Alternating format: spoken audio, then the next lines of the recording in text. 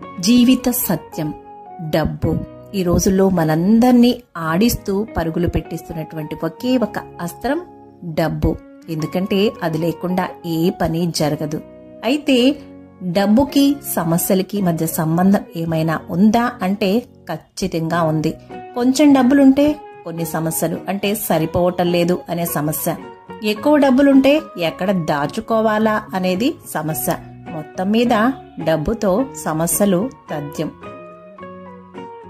పిసినారులతో జీవించడం అంటే అంత హాయిగా ఏమీ ఉండదు. కానీ వారు మంచి పూర్వీకులుగా ఉంటారు మనకి. ఎందుకంటే పిసినారి వారు మరియు పంది చచ్చేదాకా ఎవ్వరికి ఉపయోగపడదు. మరి డబ్బుతో ఏమైనా చెయ్యొచ్చనే భ్రమలో పడకూడదు. అప్పుడు మనం డబ్బు కోసం ఏమైనా చేసే స్థాయికి దిగజారిపోగలం.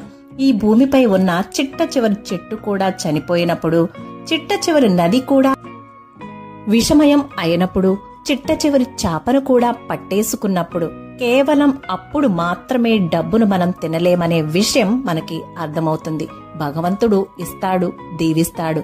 మానవుడేమో గ్రహిస్తాడు, మారుస్తాడు, మారుస్తాడు కూడా. Please like, share, comment my video. Please subscribe my channel. నేను మీ సత్య ఒమ్మెటి.